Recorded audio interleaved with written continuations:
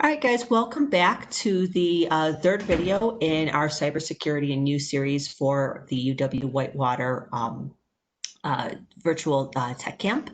So we're back with Dr. Anochi Faniswala. If you just are joining us for the first time, he is a member of the faculty at our university and one of our cybersecurity experts. If you happen on this video just by browsing YouTube as opposed to coming through our UW Whitewater webpage, make sure you look, there's a link below back to the cybersecurity activities. There's a series of 3 videos and some things you can do to learn about cybersecurity. So if you just want to get started thinking about hacking and social engineering, you can go ahead and stay here. But if you want to watch everything in the progression, go ahead and head back there and check that out. But right now we're going to talk about, like I said, hacking and social engineering. So Anochi, do you want to take it away by introducing us? I mean, I think most people have some idea of what a hacker is, but maybe you can give us a little bit more of a formal definition and talk about the different types of hackers. Okay. So I would say broadly, hacking involves trying to break into computer networks or computer systems, or trying to find the vulnerabilities in those systems. So usually hackers are divided into two. We have the white hat hackers and the black hat hackers.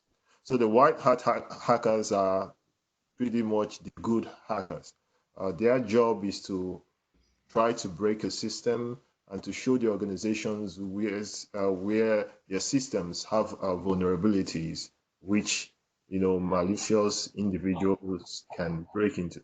So basically, when you build a system, you want white hat hackers to try to break your system, to try to breach it in some way or the other.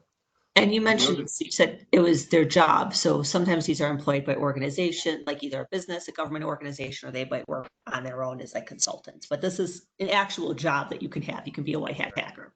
Exactly. And I forgot to mention that as one of the cybersecurity areas. Yeah. And on the other hand, you have the black hat hackers, who are pretty much the criminals themselves. Their intent is to break into a system or hack into a system and cause some damage or harm or steal information or disrupt services.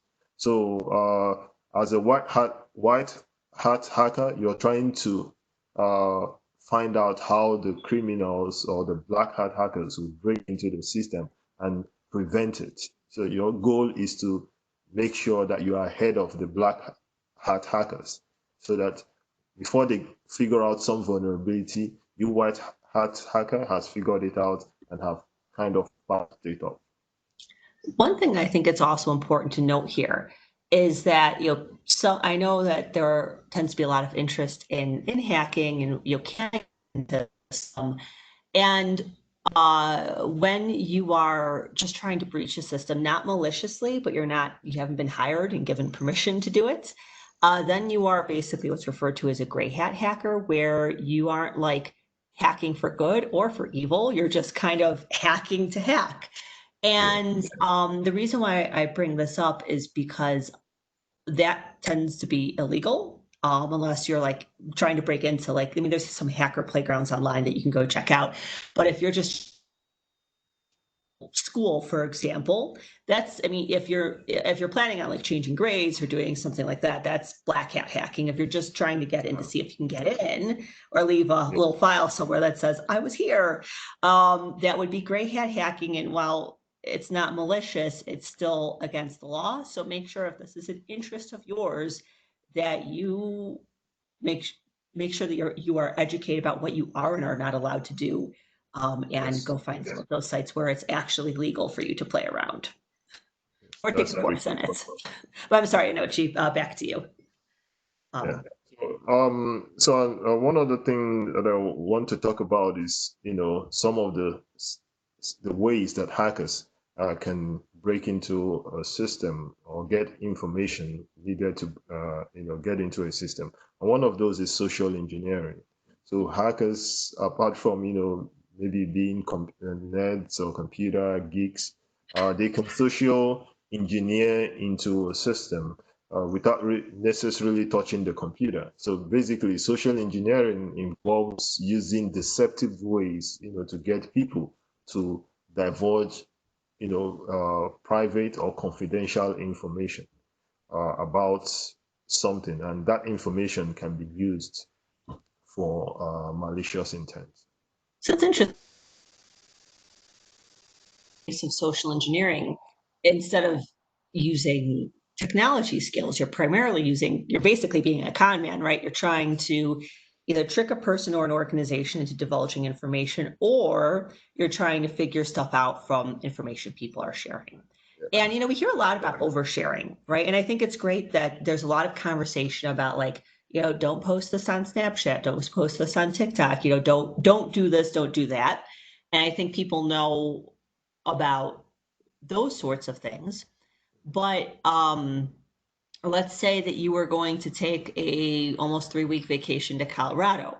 Is that something, like, would there be any security risk to, like, if I were to go on my social media platforms and tell everybody and their uncle that, hey guys, going on this amazing trip, see you in 3 weeks? Is that something I should do?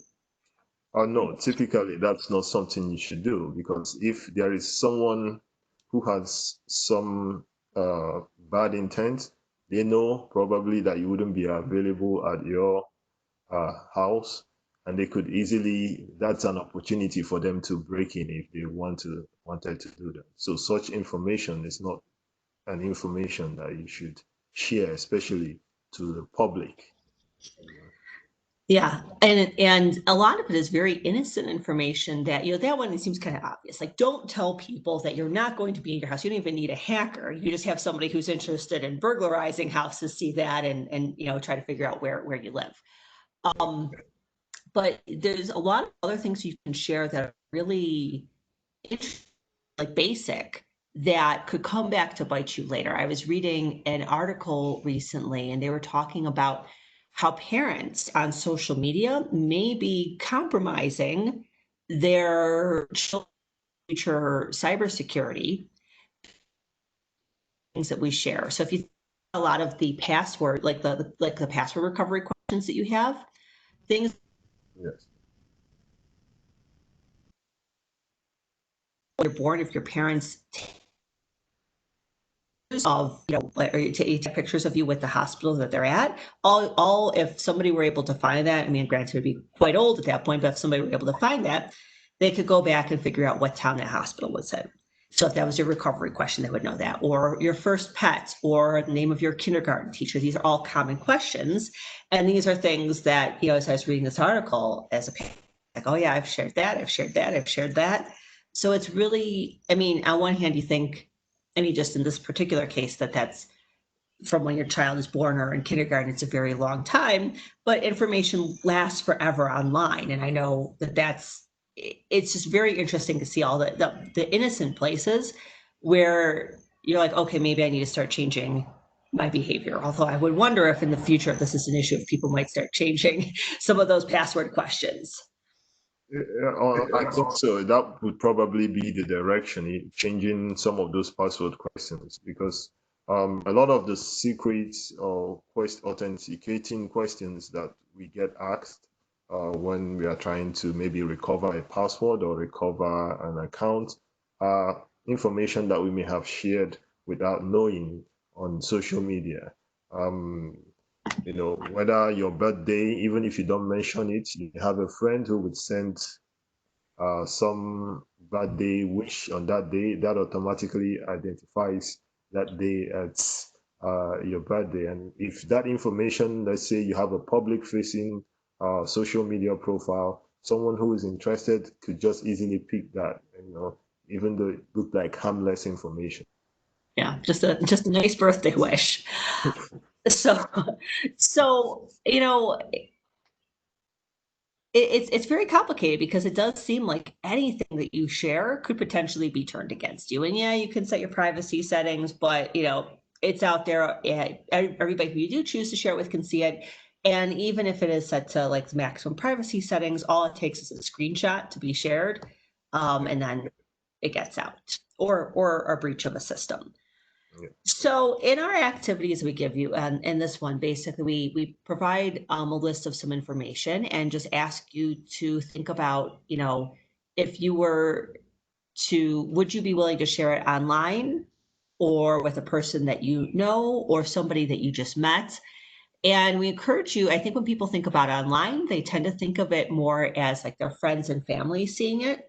But we should definitely be thinking of it. Well, I'm not just like think of it as you're sharing it with your best friend and also the person who's your casual acquaintance and also that guy next to them that you don't know, because that's basically who your audience is. It's everybody you're sharing it with and then everybody else who might come across it. And then there's also a checklist that we shared from another website that has a bunch of security activities.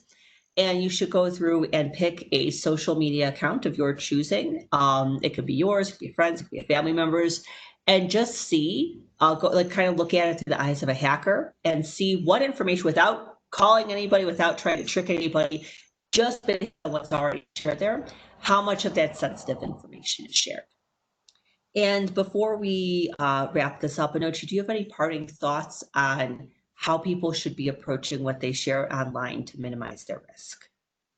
Yes. So typically, what we advise people is don't do whatever you wouldn't do in real life in the online environment. So if you wouldn't, you would try not to accept, friend requests from strangers who you wouldn't typically accept requests from in real life, or start conversations with strangers online if you wouldn't do that in real life normally.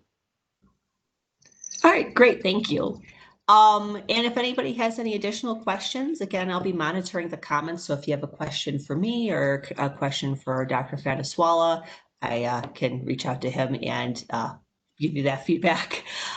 Feel free to post either general questions or about your solutions.